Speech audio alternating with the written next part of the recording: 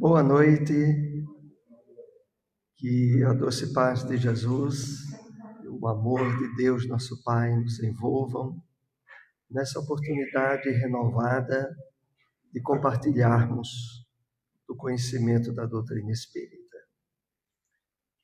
Trouxemos aqui para introduzir o nosso tema uma mensagem do Espírito Emmanuel, que em destaque está colocada no livro Palavras de Vida Eterna, capítulo 16.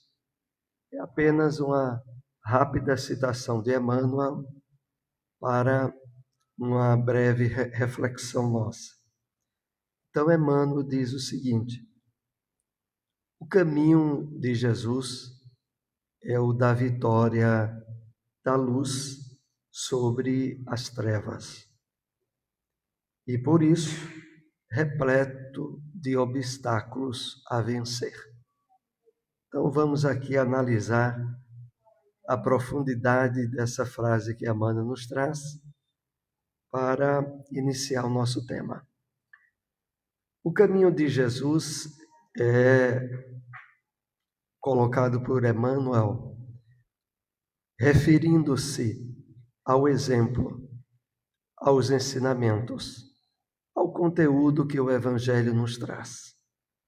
Então, o caminho de Jesus é de vitória da luz sobre as trevas. Emmanuel aqui se refere para nós não exatamente em relação a trevas exteriores, mas as trevas interiores que nós trazemos, do nosso passado reencarnatório, que normalmente não temos acesso. Aquilo que existe em termos de conflitos, de desequilíbrios, e que marcaram muitas das nossas experiências anteriores à atual. Localizado, segundo Joana de Ângeles, no inconsciente profundo, aonde jaz todo o conteúdo de experiências que trazemos de diversas encarnações anteriores à atual.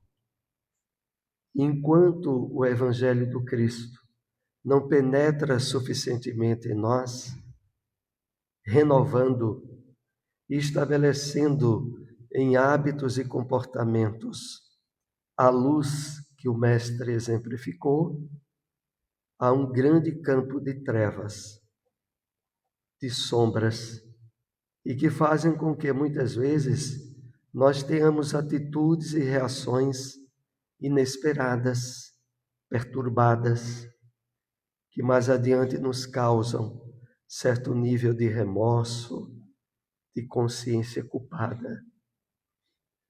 É exatamente essa parte de trevas que paulatinamente o ensino de Jesus, sobretudo à luz da doutrina espírita, vai dissipando em nós, vai nos ajudando a transcender, a estabelecer uma semeadura nova, onde as atitudes do bem, a vivência do amor, da caridade, vai renovando plenamente esse material obscuro que fez parte de nosso passado reencarnatório. Então, Emmanuel diz em seguida o seguinte: e por isso repleto de obstáculos a vencer. Nós somos chamados a um trabalho de burilamento interior, de esforço para nos adaptarmos às propostas iluminativas do Evangelho. São os inúmeros obstáculos que precisamos vencer. Para isso, semanalmente ou até mesmo diariamente, através de leituras,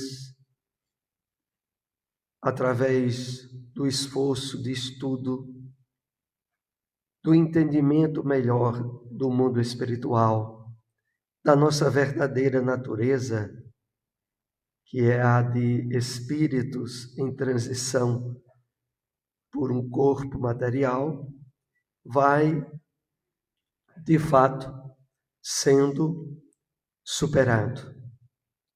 Vai sendo esses obstáculos transcendidos. Então é isso que Emmanuel nos traz ao dizer: o caminho de Jesus é de vitória da luz sobre as trevas e, por isso, repleto de obstáculos a vencer. Hoje nós estamos prosseguindo em esclarecimento sobre a lei de causa e efeito, com base no livro Ação e Reação, do Espírito André Luiz. Estamos na metade do livro, é o capítulo Entendimento. E até essa metade do livro, a obra se dedica à análise de um caso, de um processo obsessivo, que agora chega na fase de terminar. E é exatamente em torno disso que nós iremos comentar hoje. Queria lembrar aqui, primeiramente, sobre essas noções da lei de ação e reação, uma passagem relativa a isso que se encontra na carta de Paulo aos Gálatas, que está no Novo Testamento. No capítulo 6, versículo 7, o apóstolo Paulo diz o seguinte: tudo que o homem semear, isso também ceifará. Repetindo aqui essa frase tão importante do apóstolo Paulo. Tudo que o homem semear, aquilo que parte de sua atitude, de sua ação, isso também ceifará ou colherá. E é importante, quando refletimos nessa passagem da Carta dos Gálatas, porque ela nos abre, nos convida a aquele mergulho no entendimento da vida que não pode se limitar ao berço e ao túmulo. Porque em uma experiência humana isolada, que poderia ser com qualquer um de nós, quantas coisas boas ou ruins podem terem sido semeadas por nós e que muitas vezes na mesma existência não são colhidas. Mas o apóstolo Paulo é bem específico. O que o homem plantar, ele há de ceifar. E para que isso de fato tenha a veracidade do texto bíblico, nós somos convidados pela doutrina espírita a perceber que a vida não se limita a esse espaço de berço e túmulo. Quantas situações de injustiças absurdas, de tragédias e de problemas, em grande parte criadas pelo homem, que não têm um resultado efetivo de colheita na mesma vida. E, no entanto, a justiça de Deus, assim como o amor infinito do Pai, são perfeitos. E para que se realizem na sua plenitude, é indispensável perceber que através de inúmeras reencarnações, que já tivemos e que iremos ainda ter, a realidade dessa lei, tal como o apóstolo Paulo já havia colocado na carta aos Gálatas, efetivamente se cumpre. Popularmente se diz com relativa frequência: Na terra aqui se faz a que se paga. E percebendo sob a colocação reencarnacionista, é verdade. Só que em inúmeras situações se paga na terra, mas não na mesma encarnação. São necessárias outras existências. Como é o caso que é tratado nesses 10 capítulos iniciais, quando um personagem chamado Antônio Olímpio, por desequilíbrio na área de possuir, na área de bens, vem a matar, assassinar seus 2 irmãos, Leonel e Clarindo. E, evidentemente, numa morte disfarçada por um afogamento, ele vem a usufruir de todo um campo de possibilidades materiais, enquanto seus 2 irmãos perdem a vestimenta física. Ora, injustiça absurda, ausência completa de mecanismos preventivos ou da providência divina que evitasse que aquilo viesse a acontecer. Como reajustar diante da justiça perfeita de Deus? Algumas pessoas poderiam precipitadamente dizer, pela justiça humana, que deveria descobrir o crime e prender aqueles que houveram sido assassinos. Mas isso não facultaria a devolução da vida que eles tiraram. A justiça humana sempre é capenga, imperfeita, mesmo quando localiza os réus, os responsáveis, e utiliza de mecanismos humanos como forma de ressarcimento ou de punição. Mas a justiça divina não. Que é como nós passamos a ver quando essa obra ação e reação vai analisar o que vem em seguida a esse assassinato. Primeiramente, lembrando rapidamente, já comentamos aqui, os 2 irmãos continuam vivos espiritualmente e dão início a todo um processo obsessivo que se traduz primeiro na precipitação da morte de Alzira, a esposa de Antônio Olímpio, que, envolvendo-se num processo obsessivo, abre campo para uma depressão e vem a desencarnar afogada no mesmo local onde os seus antigos cunhados tinham falecido. Isso foi um resultado provocado, a princípio, pela perseguição obsessiva dos antigos cunhados. Mas não ficou aí. Passados uns 15 anos, Antônio Olímpio também vem a desencarnar. E no plano espiritual, ele é objeto de perseguição e sofrimento por parte dos 2 irmãos que não aceitavam de forma nenhuma o que tinham sofrido. E durante praticamente 20 anos no plano espiritual, há todo um processo de punição dos 2 irmãos sobre o Antônio Olímpio. Mas não ficou só nisso.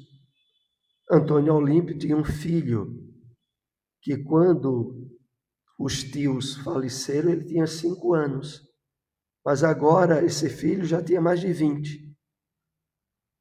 E os 2 tios vão também perseguir o sobrinho que ficou encarnado,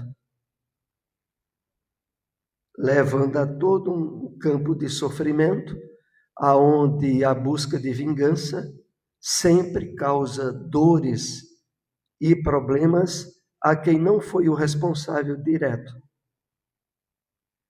É incrível essa situação quando nós analisamos pela ótica da atitude humana numa existência. Não é possível a justiça verdadeira na Terra, em termos humanos. Mas aí voltamos à questão.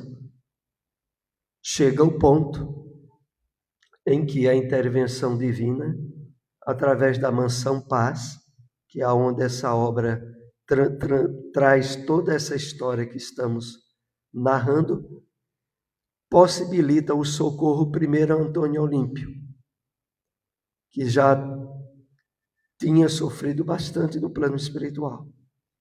Mas depois, convidando a Alzira, a sua antiga esposa, ela houvera perdoado completamente os seus antigos cunhados. Aliás, a Alzira era dotada de certo nível de conquistas espirituais que estava no plano espiritual mais elevado do que onde a Mansão Paz se localizava. Convidam ela se propõe a ajudar o seu filho que tinha ficado na terra, Luís, que continuava sendo obsedado pelos antigos tios, e o seu ex-esposo, pelo qual ela tinha imenso amor, e que ainda se propunha como um dever de ajudar, porque o Antônio Olímpio cometera um crime gravíssimo, mas não deixara de ser um esposo dedicado, um esposo voltado a ajudar e ser companheiro legítimo da esposa. E agora ela dizia que queria ajudar a todos. Esse é o ponto da história em que estivemos narrando aqui em outros encontros.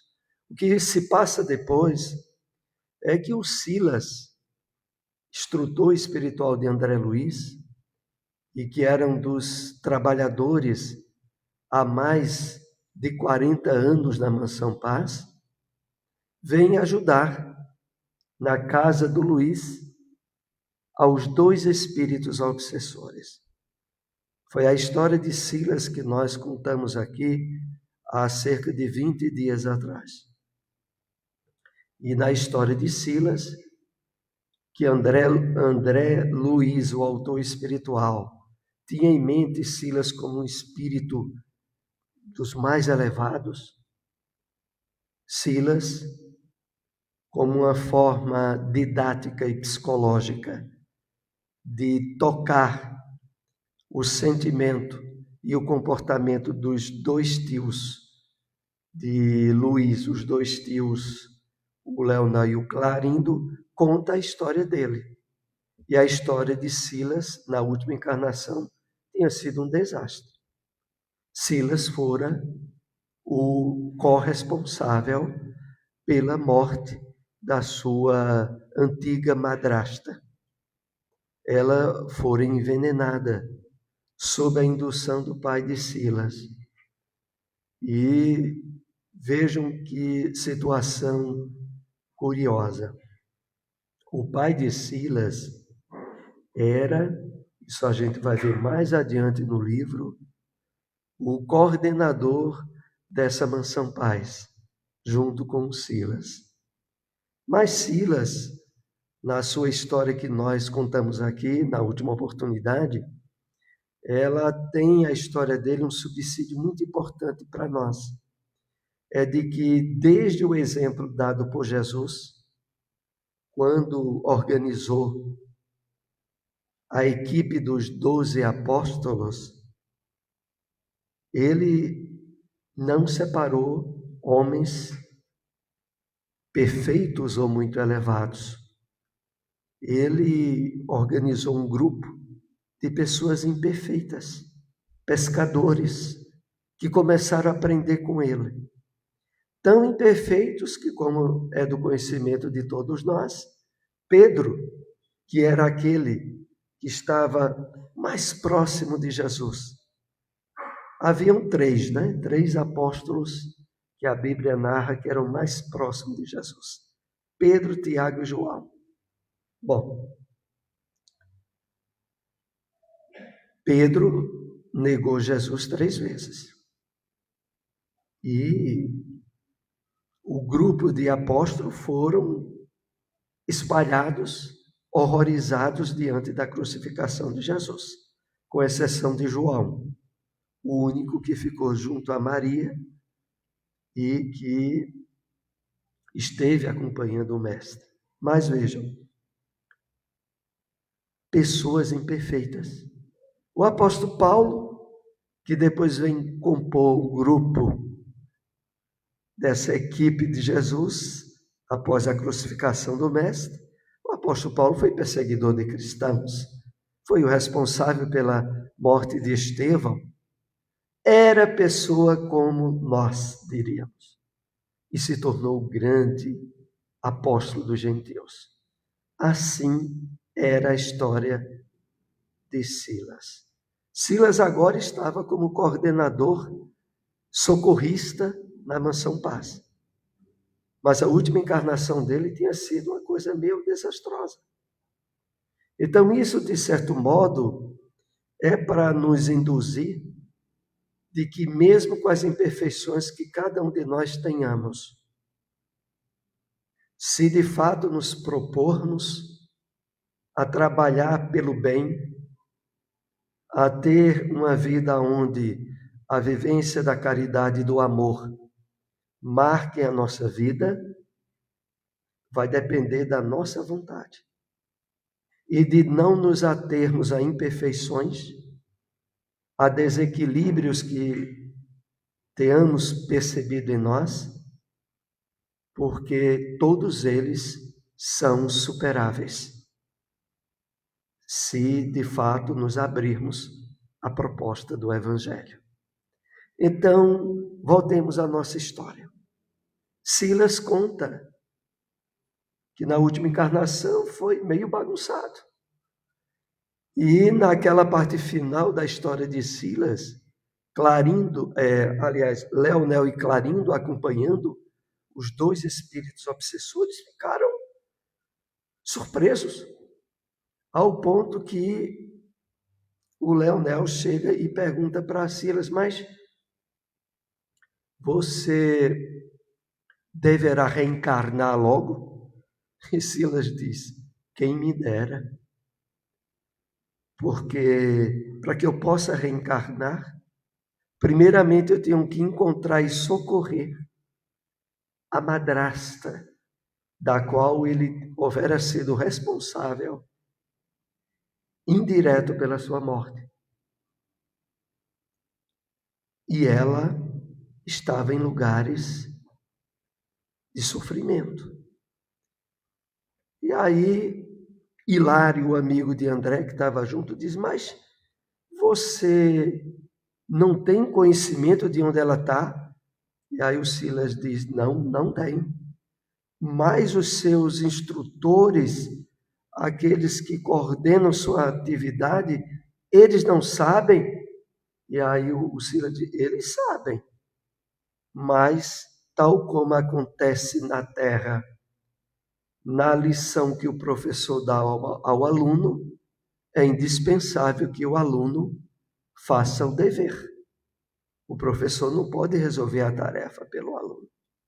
Então, eu terei o meu esforço de localizá-la, socorrê-la, porque mais adiante, diz Silas, o projeto para nós é que a gente reencarne como irmãos. Meu pai e minha mãe voltarão à Terra. Eu serei novamente médico, só que dessa vez eu vou me dedicar à medicina. E terei uma irmã. A minha irmã será a Aida, aquela que houvera sido a sua madrasta. Esse era o projeto que Silas deixava. E Leonel e Clarindo ficam, mas... Bom, no dia seguinte, é esse que entra no nosso estudo de hoje, o Silas, o André e o Hilário voltam à casa do Luiz. Encontram novamente Clarindo e Leonel. E dessa vez Silas diz, olha, eu tenho que fazer certa atividade e eu convido vocês a me acompanhar. E essa atividade era no hospital aqui na terra. E nesse hospital, quando Silas, André, Hilário, Leonel e Clarino chegam, esse grupo, 5 pessoas, e eles deparam na porta do hospital com a presença de um espírito chamado Ludovino. Ludovino era o vigilante, o protetor daquela ala do hospital onde Silas chega. E se identificando, junto Silas e o grupo se identificando com Ludovino, Silas diz logo que eles estão ali por causa de Laudemira. Laudemira era uma senhora que estava em grandes dificuldades gestativas. Estava na iminência de ser mãe, mas a gestação tinha se complicado. E Silas percebera que era indispensável a intervenção deles. E quando eles chegam lá, o Ludovino diz, olha, o médico receitou, daqui a 1 hora o médico vai voltar, e se não houver melhora, ele utilizará de um parto cesariana. E aí o Silas diz, mas isso não pode acontecer, porque Laudemira tem um projeto, um programa reencarnatório, ela era assistida pela Mansão Paz, a Laudemira. E nesse projeto dela, ela precisará ter mais 3 filhos. Aquele filho e mais 3. Se o parto não fosse normal, iria complicar tudo. E aí vejam, meus amigos, a ação do Silas. Ele pede a Hilário e André que fiquem em prece. Eles colocam a destra sobre a cabeça da Laudemira, enquanto Silas vai fazer a aplicação de um passe. E nesse passe, André Luiz narra que ele vê como se fosse uma espécie de luz esbranquiçada que partia do tórax, passava pela barriga e descia sobre a Laudemira. E a partir dali, o Silas começou a trabalhar para que as contrações que possibilitariam um parto normal começassem a ocorrer. Daí, alguns instantes, o médico entra e, quando percebe, chama a enfermeira porque a cirurgia deveria ser evitada. Era possível a realização do parto normal. E é o que vai acontecer. Aquela intervenção espiritual ali resultou em dar o prosseguimento do projeto reencarnatório de Laudemira. Laudemira depois é levada para uma enfermaria, aonde a sua mãe, uma senhora já idosa, aguardava e a situação toda é resolvida. Aí, meus amigos, a gente é chamado a fazer certas reflexões. Primeiro, o fato de que a maioria de nós não tem ideia nem lembrança do seu projeto reencarnatório, das propostas que nos compromissamos a realizar quando estivéssemos reencarnados. Segundo nos informa Emmanuel, naquela obra que é uma agenda do mundo espiritual, pensamento e vida, é de que a maioria de nós que percebemos certa simpatia aos ensinamentos espíritas e nos identificamos com essa doutrina que é o cristianismo redivivo, porque o espiritismo tem aquela missão de trazer para os dias atuais a essência do Evangelho de Jesus.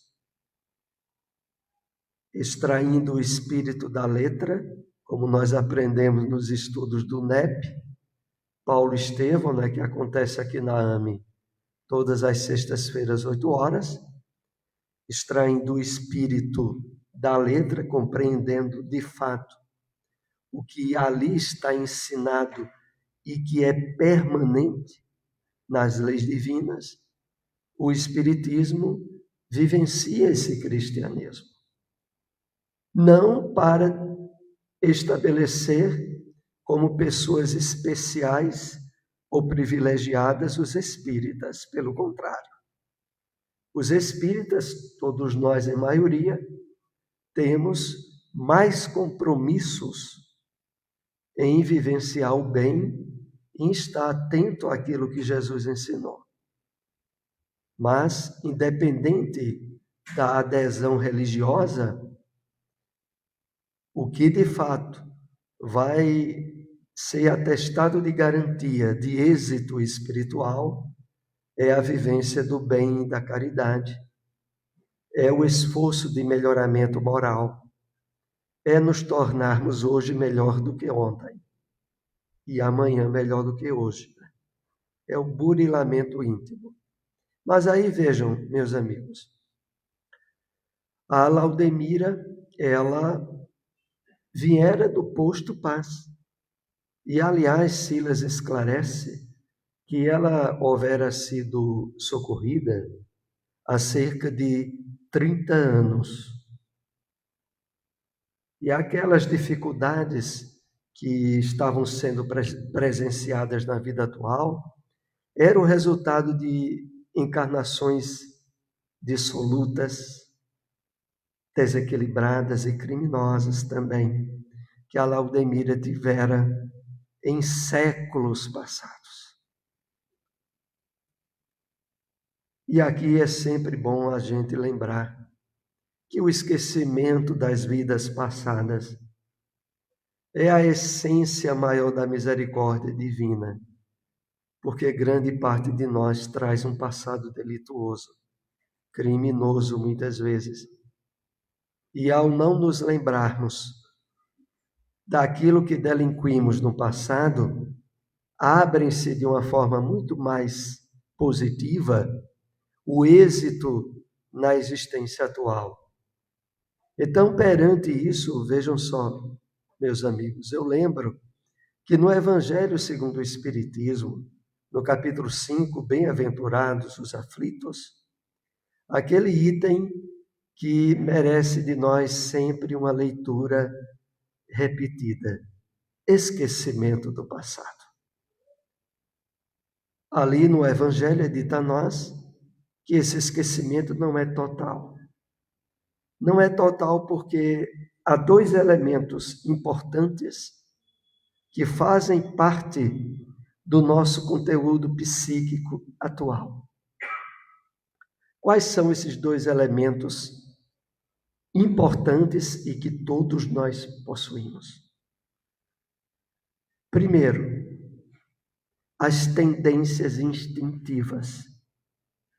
Aquilo que na vida atual a gente percebe como uma fraqueza, um desequilíbrio na nossa área de comportamento, um desequilíbrio moral, faz parte de alerta, porque na maioria das vezes retratam tendências de desequilíbrio que trazemos de outras encarnações, cuja proposta para a vida atual é a superação delas, e não ficarmos mantendo a repetição de delitos, de vícios, de desequilíbrios que a nossa consciência já alerta, nos dizendo, olha, não pode. Fazendo de novo? Até quando? E essa consciência que está íncita em todos nós, independe de religião, não é? No máximo, pode dizer que o espírita, por ter melhores esclarecimentos, essas tendências tendem a ter um nível de percepção atual mais ativo, mais atento, justamente para que nós superemos plenamente. Então, um ponto é esse, as tendências instintivas, mas tem outro ponto, a voz da consciência. Todos nós temos lá no nosso íntimo uma advertência que, quando permitimos, evita cometermos muita besteira, muita coisa errada. E lá dentro diz, olha,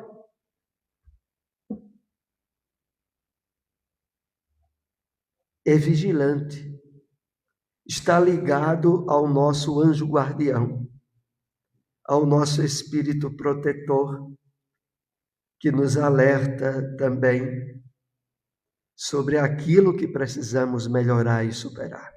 Então, olha, esquecimento de outras encarnações, ótimo, para que essa seja a mais eficaz que poderíamos ter. E para que, agora, amparados pela luz do Evangelho do Cristo, tenhamos uma vida de superação e de libertação. Então, Leonel e Clarindo acompanharam tudo. E aí Leonel chega para Silas e diz, mas isso que você está fazendo agora é porque você deseja, faz parte do seu projeto de ser médico na próxima encarnação? E aí o Silas diz, exatamente, eu estou agora exercitando nesse trabalho do bem, de ajuda, para que quando eu estiver na Terra, outros espíritos que estejam lá no plano espiritual possam também me ajudar, possam me dar assistência. Silas estava se referindo indiretamente, claro, a essa lei de ação e reação. Fazer o máximo de bem possível a muitas pessoas e espíritos, para que quando ele estivesse na Terra, essa assistência também pudesse ser usufruída por ele. É o que nós também, mesmo estando encarnados, somos convidados a fazer. Quanto mais pessoas nós pudermos ajudar, socorrer diante de problemas e dificuldades, mais estaremos adquirindo créditos para que, entrando no plano espiritual e topando com certas dificuldades, nós tenhamos quem nos acolha e nos ajude. Essa explicação que Silas dá para o Leonel e o Clarindo, abre mais ainda neles o pensamento reflexivo. E dessa vez, o Clarindo diz, quando eu estava na última existência, na última encarnação, em que o meu irmão ceifou a minha vida física, eu pensava muito no trato de um pequeno pedaço de terra, aonde eu pudesse aprimorar técnicas agrícolas. Era o meu sonho. O Leonel também, já um tanto quanto sensibilizado pelo exemplo que viu de Silas de novo, e vejam, meus amigos, a técnica utilizada por Silas para tocar o sentimento e o entendimento daqueles espíritos, que eram antes obsessores. Como foi a técnica? Primeiro, mostrar igualdade de possibilidades com eles, contando a sua história e evidenciando que ele também era alguém cheio de problemas do passado. A outra técnica, trazer eles para o exemplo da atividade que Silas exercia. É como nós aqui numa instituição espírita, quando percebemos alguém com certa simpatia às atividades do bem, convidamos ela para envolver-se em certa atividade na casa espírita. Pode ser um trabalho de sopa, um trabalho de gestantes, pode ser uma campanha do quilo, e a gente envolve aquela... Olha, vamos, para você ver como é o trabalho lá, e a pessoa, ao perceber a forma de desprendimento e de vivência do bem que o outro está exemplificando, aquilo muitas vezes toca muito mais do que palavras ou conteúdo que a gente pudesse repassar para a pessoa. Foi exatamente isso que o Silas utilizou. Primeiro contou a história dele, depois, venham aqui comigo para vocês verem como é que eu faço. E aí o Leonel diz, chega a vez dele de dizer, eu também. Eu sonhava em adquirir o bacharelado, se tornar mestre em música. Eu sonhava em tocar piano. A orquestra, ele cita até de Beethoven, ele estudou a história do músico, do compositor. E teve as suas esperanças ceifadas pela morte. E aí Silas, percebendo já o nível de envolvimento afetivo que ele estava, disse, mas é possível vocês reencetarem o caminho que foi interrompido. Como assim? Pela reencarnação, claro. Mas o Leonel começa a entrar até numa espécie de crise de remorso e de choro. Porque naquele momento ele se lembrou que ele tinha sido, junto com o irmão, coautor da morte de Alzira, a esposa do Antônio Olímpio, que não tinha nada a ver com o assassinato, pelo menos em parte, tinha nada a ver com o esposo que matou os irmãos. Mas os irmãos, com ódio, atingiram também a esposa do Antônio Olímpio. É como infelizmente acontece na Terra, quando a gente tenta fazer justiça com as próprias mãos. acaba atingindo outras pessoas que não têm nada a ver. O pai, a mãe, os irmãos, uma família. Alguém comete um crime numa família. Familiares do assassinato não admitem a proposta de perdão do Evangelho, diz, não, mas a gente tem que matar ele. Só que quando mata ele, atinge também os pais, atinge a família. Justiça humana na terra é sempre capenga. Poderia-se dizer possível a vingança, mas a justiça não. Se vingar porque alguém fez um prejuízo, é possível. Agora a justiça não. Então o Leonel está ali a lágrimas quando ele se lembra do que ele fez a Alzira. Mas aí era exatamente o ponto que Silas esperava. Disse, meu irmão, Alzira já se propôs a retornar à terra, casar-se outra vez com o Antônio Olímpio, e você e seu irmão serão filhos, futuros herdeiros daquela herança que foi roubada deles. Vejam o funcionamento das leis de Deus. A proposta agora seria eles se permitirem a isso. E eles disseram, mas Alzira vai me perdoar?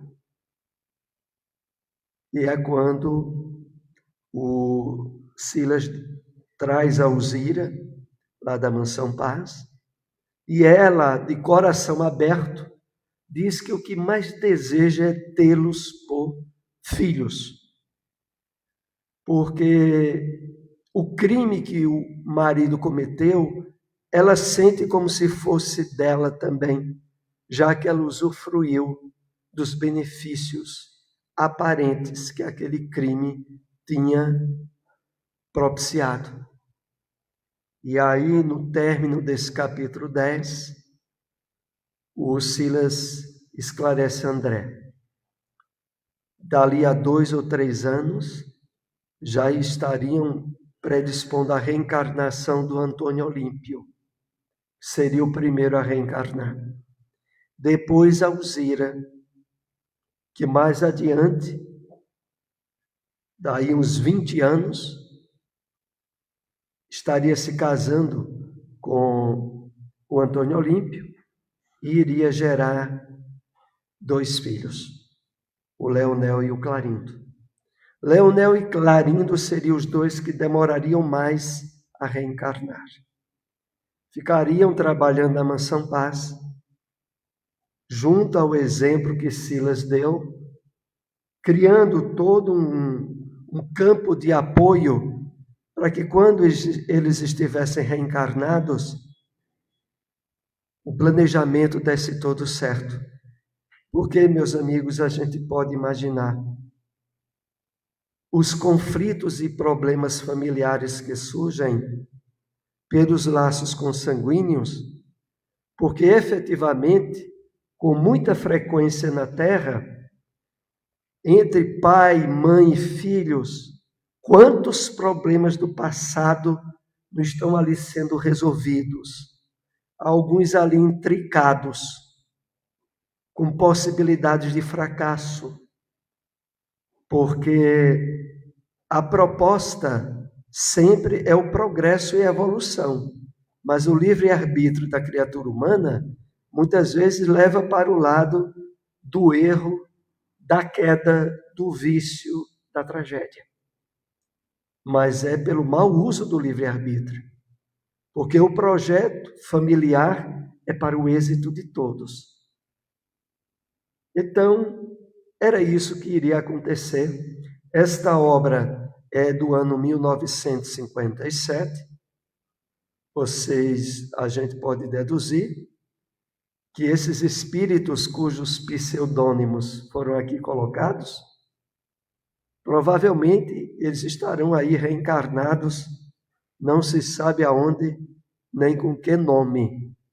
Mas dentro da proposta do livro, vejam só, 20 anos depois, chegamos aí no ano 77, é que estariam reencarnando Leonel e Antônio, aliás, Leonel e o seu irmão. Hoje estariam o quê? Uns 30 anos, 40? É a dedução natural que a gente pode ter diante do fato, e que aqui sempre é importante acentuarmos, as obras de André Luiz trazem relatos verídicos de histórias de espíritos que vivenciaram o que aqui é contado, mudando-se apenas os seus nomes por pseudônimos, mas tratarem-se de histórias reais. Então, aqui nós concluímos essa exposição, deixando bem claro a importância de aprofundarmos o entendimento sobre a lei de ação e reação. Ela tem profundamente associada a ela o amor, a misericórdia e a justiça divina. E numa época em que vivemos de tanta instabilidade, de tantas doenças emocionais que sempre aqui nos referimos, como é importante enriquecermos o nosso entendimento pelo conhecimento e certeza de que as leis de Deus atuam, por mais absurdo que possa parecer, nas mais variadas situações de vida na Terra. Por trás, o amor e a misericórdia e a justiça de Deus estão presentes. Então, deixamos aqui votos de muita paz, que Jesus, que os amigos espirituais nos acompanhem de retorno aos nossos lares. Muita paz para todos.